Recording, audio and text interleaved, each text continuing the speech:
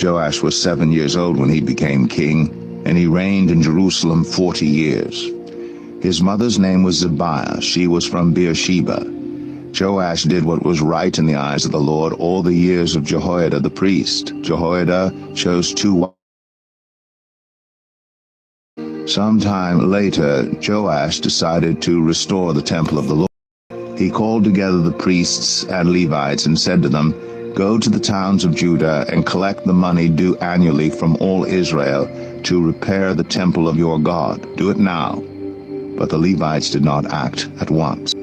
Therefore the king summoned Jehoiada the chief priest and said to him, "Why haven't you required the Levites to bring in from Judah and Jerusalem the tax imposed by Moses, the servant of the Lord, and by the assembly of Israel for the tent of the covenant law?"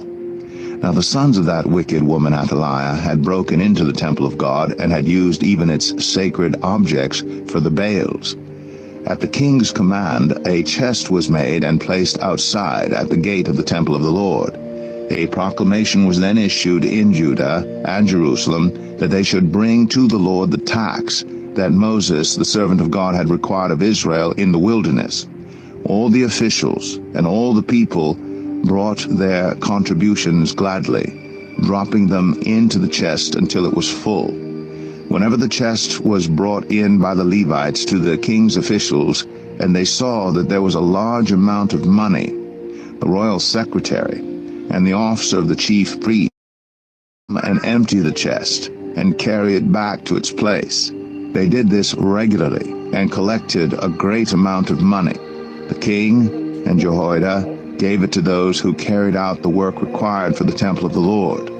They hired masons and carpenters to restore the Lord's temple, and also workers in iron and bronze to repair the temple. The men in charge of the work were diligent, and the repairs progressed under them. They rebuilt the temple of God according to its original design and reinforced it. When they had finished, they brought the rest of the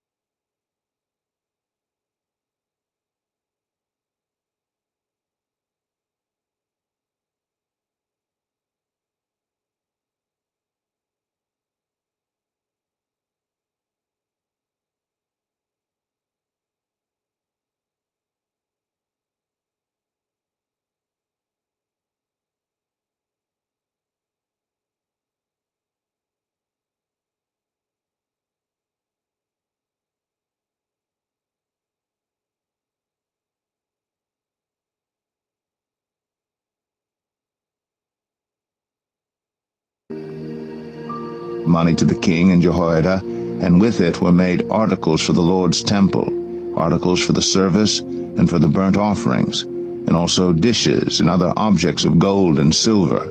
As long as Jehoiada lived, burnt offerings were presented continually in the temple of the Lord. Now Jehoiada was old and full of years, and he died at the age of 130. He was buried with the kings in the city of David because of the good he had done in Israel for God and his temple.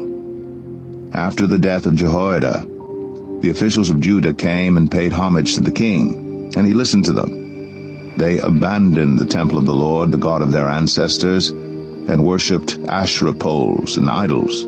Because of their guilt, God's anger came on Judah and Jerusalem, although the Lord sent prophets to the people to bring them back to him, and though they testified against them, they would not listen. Then the Spirit of God came on Zechariah, son of Jehoiada the priest.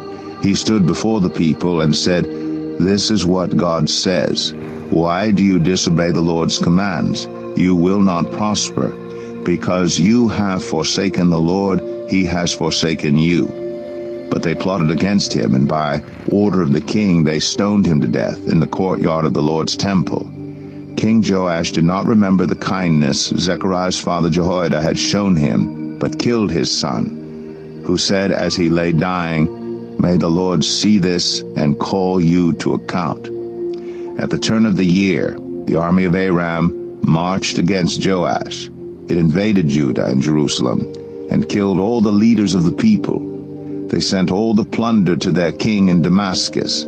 Although the Aramean army had come with only a few men, the Lord delivered into their hands a much larger army. Because Judah had forsaken the Lord, the God of their ancestors, judgment was executed on Joash. When the Arameans withdrew, they left Joash severely wounded. His officials conspired against him for murdering the son of Jehoiada the priest, and they killed him in his bed. So he died and was buried in the city of David, but not in the tombs of the kings.